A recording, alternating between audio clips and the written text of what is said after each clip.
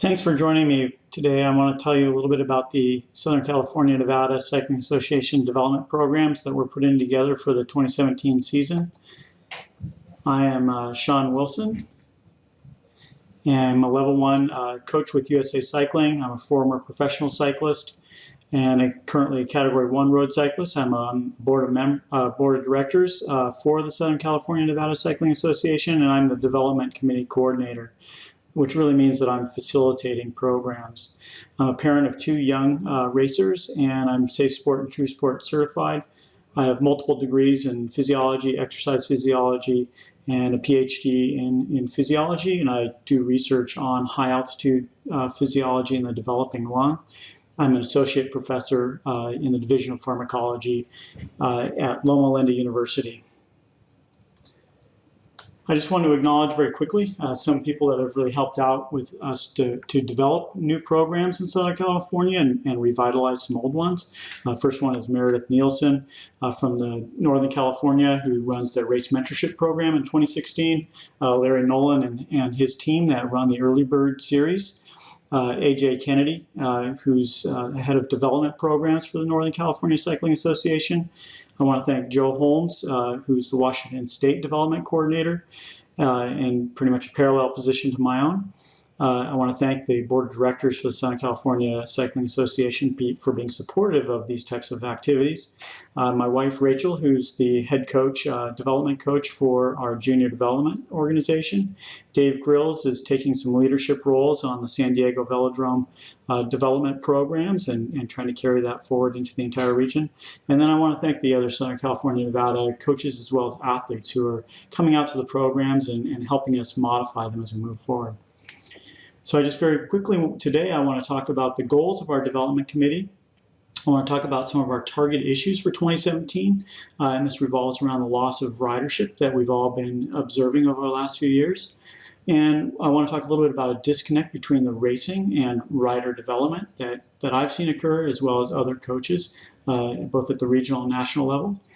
And then I'm going to talk a little bit about coaching education, and along the way I'll talk about some possible solutions for these things and the things that we're going to do here locally to try to rectify it. So our committee goals were really set out to improve race safety and enhance ridership opportunities in the Southern California Nevada Cycling Association area. We want to enhance coaching opportunities which will help out both the athletes and the coaches. And then we really want to work in coordination with our Northern California neighbors who have developed a lot of really good programs over the years, and we're just trying to carry those forward. So our target issues, the first one is the loss of ridership, and then I'll talk a little bit about disconnect between racing and rider development, and lastly I'll discuss briefly about coaching education activities. So in terms of loss of competitive ridership, we've seen ridership decrease by about 1/3 over the last few years, and this is really represented in a decrease in the number of race days. So the people that are actually racing and coming out. So why are people racing less? Well, we're losing a lot of the athletes who are going over to fondos and gravel grinders because they're a different type of activity. They're a little bit more low key, and they can be very fun. There's a loss of romanticism with competitive sport, and associated with that is perceived and real increase in risk to the competitive athletes. We've seen issues with industry plateau, and what we're also finding locally and regionally is that the races are becoming much more expensive to hold, and so we're losing a number of our key events during the course of the year. And then working with local authorities can be increasingly problematic, which is also causing promoters to kind of pull out of the sport. So where does development help? What can we actually do? We're really geared towards retaining current athletes and enticing old members to renew. And the 2 types of activities that we're going to be doing one is we're going to be reducing risks by improving ride and race safety through a variety of different programs that we're introducing and carrying forward. The second one is to reduce event costs by shifting over towards non-competitive permits, which can help the race directors to reduce their costs. So what are we targeting? We want to help local clubs rebuild knowledgeable mentorship and coaching. And then we want to introduce formal skills development programs, and a lot of these are already going, and they are interfacing with USA Cycling. And then we want to increase the sexiness of our skills-based programs. Right now, they're seen as being a little bit too basic, I think. So in terms of our skills development programs, the overall view of this is, we want to target traffic safety, and then build on that to teach individual and group rider and skills development, and then move from that into doing early bird things like the Early Bird Series, the Beginner Racer Program that's offered through USA Cycling. And we need race directors who are willing to host these programs, and we need coaches who are willing to lead them and who are properly certified. We're going to be introducing race mentorship programs, which have been ongoing in Northern California for quite some time. And we need race directors who are willing to partner with the Southern California Nevada Cycling Association. And then again, we're going to need coaches as well as athletes to participate as mentors and to go through the mentorship training programs that we'll be introducing. We're going to be also working with coaches to develop advanced skills program to help riders get upgrade points, and then we need these coaches and then the clubs and race directors to work together to host and run these types of events. I'm just briefly going to talk about the Early Bird Beginning Racer Program. It's been a program that's been going for over 30 years in Northern California, and it's a 5-week series where they teach a variety of different skills that help riders get introduced to bicycle racing and helps them ride as individuals in the group. And it introduces them to competitive skills, and it increases race safety. And it's really viewed in Northern California as a preseason activity for all of the athlete levels, where you actually have professional and category 1 and 2 riders coming out to these events and assisting as mentors and helping get all of the riders, all the new riders, up to speed. And then it dusts the cobwebs off and refreshes someone's skills and bike handling skills so that they're ready for the season that comes up. We're actually helping that program to move forward by incentivizing it for upgrades. And from category 5 to 4, this is something that USA Cycling has been doing for quite a while now, is that category 5 rider can do all 5 of these clinics and get all of their upgrade points to move up to category 4. So you upgrade twice as fast as you would normally. And then we're going to be providing incentives for upper category riders to also go through the program. And so for category 4 to 3, we'll be providing upgrade points just for showing up and going through the program. And then from category 3 to 2, we'll be incentivizing that by asking you to help be mentors and work with us to help teach the curriculum. But logistically, these are non-competitive events, and that lowers the cost to the race director. They're coach-led activities, and the coaches must be certified in the program in order to lead them, but not for the mentors. The mentors can be athletes or coaches that go through the training program so that they become okayed to be able to work with the athletes.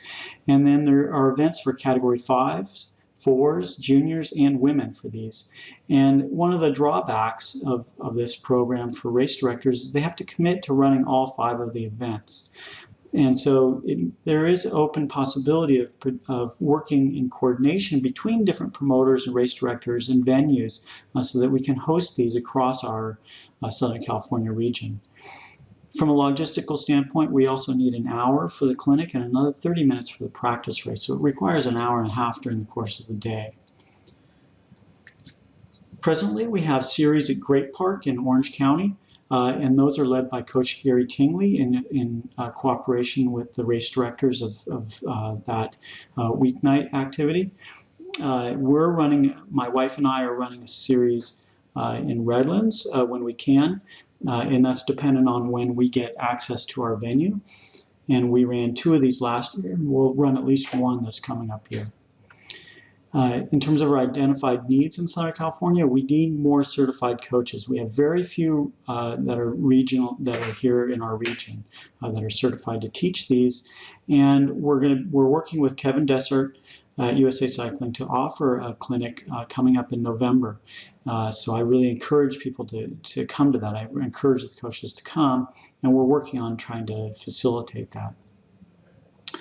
There are events in Long Beach, Los Angeles, San Diego that we could capitalize on to be able to run more of these programs. And I really encourage, if you're a race director in those areas, to contact me, and we can discuss this in more depth. One of the key things is that we want these venues to be within about 30 to 45 minutes from the person's home, so that they're easy to get to. And they can either be done on weeknights, such as something like the Great Park one, maybe working with El Dorado or some other weeknight program, or on the weekends. This would be, through traditional competitive events or through new events that may come up during the course of the year. In terms of targeting when these should occur, in discussions with Northern California members, what they really like to see is they like them to be done in December and January during the preseason period. However, that doesn't mean that they can't be done at other times of the year, such as during the summer, when traditionally here in Southern California the number of races tends to trail off a little bit. The other thing that we're going to be doing here in Southern California, and they're doing this in Northern California as well, is to run branded race skills programs where we basically spin off or highlight key aspects from the Early Bird series, and we run these as single sessions. We've done several of these this year here in Southern California with the Dana Point Grand Prix, Kern County Stage Race, and at our own Citrus Sunday races in Redlands. And in the future, in 2017, we would like to couple these types of race skills programs with smaller as well as larger races in the region. The second thing that we're going to be doing is we're going to be moving forward with our race mentorship program in Northern California. They've been using this for quite some years to augment the learning of the Early Bird series, and we're running our programs in cooperation with the SCNCA. Logistically, there's very limited promoter costs. There's just insurance surcharge for mentors. We would ask that the promoters provide free entry to the mentors as an appreciation for their efforts. We just need a quiet location for the post-race debrief. There is a formalized mentor training program, and we won't be allowing any mentors on course unless they've been certified by the development committee. The assignments will be somewhat similar to how officials are put on course, is that we'll be contacted, and then we'll assign different mentors to the races. The program is very flexible and can be added on the fly if need be. We have done that this year in a couple of instances. We will be soliciting some races for these events, but you can also request that your event be included. Really our target audiences for this are Category 5s, Category 4s, women, and juniors, and they are incentivized with upgrade points, so it becomes an added value for any race director's program. So moving beyond the beginning racer program and these mentorship programs, which have been ongoing in Northern California, is we're introducing some new things also. We're looking at, we've started soliciting coaches to run advanced skills curricula, and I'm hoping that they will start turning in to have their events be sanctioned skills programs for which athletes will get additional upgrade points. The clinics and instructors will need to be screened by the development committee, and these are designed to build from the skills development programs that are outlined in the Early Bird and Beginning Racer programs. They provide a pathway, a unique pathway for upgrade points towards Category 3 as well as Category 2. And then we do have the ability to couple these either to non-competitive events sanctioned on their own, or to any kind of competitive event that seems appropriate. Some potential clinics include things like doing body contact, how to bump, how to rub wheels, and doing advanced cornering, high-speed cornering, technical turning, and things like that that aren't covered in the beginning racer program. Going through how to do echelons and pace lines properly, maybe doing team time trials, doing things that are designed to help people learn how to climb better and descend more efficiently and safely.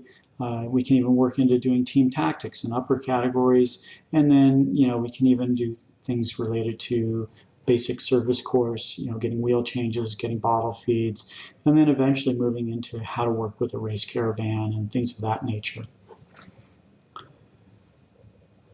In terms of our rider development issues, there are several things that have been pointed out over the last couple of years. The first one is that there's very poor coordination of the race calendar between different race disciplines or with racer activities. So, the simple things are, that when we have cyclocross season is that the road season should be dark, and that is not occurring. We don't have a well-defined track season presently. It seems to be kind of nebulous, and that needs to be shored up. And then our activities are not aligned at all with mountain biking, which is something entirely unique, and it needs to be dealt with as well. I contacted Billy Innes, who's the head of the junior national team program for USA Cycling, and he noted a few things. One is that we need to have race schedules accommodate junior parents' time, and his example here is that when the juniors race early in the morning, a lot of times they have to wait around for many hours before their child can do a more advanced race like the Pro 1-2 race. And so he's suggesting that we actually move the junior men early in the day and then have masters and Pro 1-2-3 kind of compacted in time, and then you would be able to gain access for the junior men to more events and higher quality events than having the junior races at 8 o'clock in the morning, the Pro 1-2-3 at 5 o'clock in the afternoon, because as a parent myself, I'm not going to stick around for that many hours. The second thing that he noted was, don't shortchange the juniors' abilities. A lot of times here in Southern California, our races are way too short. Billy would like to see more challenging circuit races instead of criteriums. And he specifically cited that our athletes are poorly prepared to go over to Europe, and that they're basically 4 years behind the curve because they don't have the skills in order to be able to race in that type of environment. Their races are too short and they're not challenging enough, and so they don't understand the basics of how to ride in a group for many hours as opposed to just something that's 15 minutes of high intensity effort in a 30-minute race. It's a completely different racing style when you're racing 2 or more hours than when you're racing for half an hour. And he goes on to say the UCI is not holding a world criterium championship, nor is the IOC having criteriums at the Olympics. And he put out a challenge that he would love to see the promoters challenge themselves to come up with inventive and challenging courses, and that's something that I think we should take to heart. In terms of track programs, we have track nationals in late July, early August here in Southern California, and this is a great opportunity for us where we can actually try to have a bunch of new athletes ready to be able to perform at Carson on our home track. And the goal is to have a development program in place to prepare the athletes and to increase track participation over this next year. And we're looking to hopefully coordinate San Diego, Encino, and Velo Sports Centers. This is being spearheaded by Coach Dave Grills out of San Diego, and he's in the planning stages right now. And we're working to try to integrate this with the road calendar so that there's so that the athletes will be able to participate in both road and track events. Another thing that we're working to try to get off the ground for 2017 that's in development is to have a Scholastic program that will hopefully one day mirror what happens on the dirt with the NICA programs. And so what we're looking for is to have a program that runs between August and October, sometime in October, maybe even a little bit further out in 2017. And it would be a combination of road and track activities. And then we would offset it in the year from the NICA programs, which run primarily from November out to May. And this would serve as a new recruiting tool for us to be able to bring in NICA athletes and the race directors into the USAC programs. And one of the things that we need is we need race directors to actually run events. And we can couple these to existing races, or we can develop new events. And we want to find coaches who are willing to interface with these programs to help the athletes and the NICA race directors interface with this program. And then we'll be using the collegiate scoring system, which is based around a team approach, and then looking at holding a variety of different events, including individual time trials, team time trials, and mass start events on the road, and doing track omnium type things and time trials and things of that nature on the track. The last section is coaching education. We're trying to help our coaches move forward in the sport, and we're working with USA Cycling to have a certified skills instructor course out here this fall, and I'm hopeful that we'll be able to get a good attendance for that. We're also going to have a race mentorship program, which is a much lower bar than the certified skills instructor course, and the race mentorship program will be free for our coaches and athletes to go through. We have, in the past, we've had level 2 coaching license workshops here, and I'll be working with Kevin Dessert to offer those in the future. And then we've also had power certification clinics offered by Training Peaks, and those we'll be working to have those back out here again. The other thing that we've been doing within my own organization is we've been hosting development workshops, and we'll be having one of those in November here in Southern California, and then we'll have an adjoining one up in Northern California just about the same time. We're also looking at having these advanced skills clinic programs where coaches can actually get continuing education units to go through those. And we're working on some other projects on the backside, and I hope to be able to talk more about those in the future for continuing education for our coaches. I want to thank you for your time, and please contact me if you have any other questions.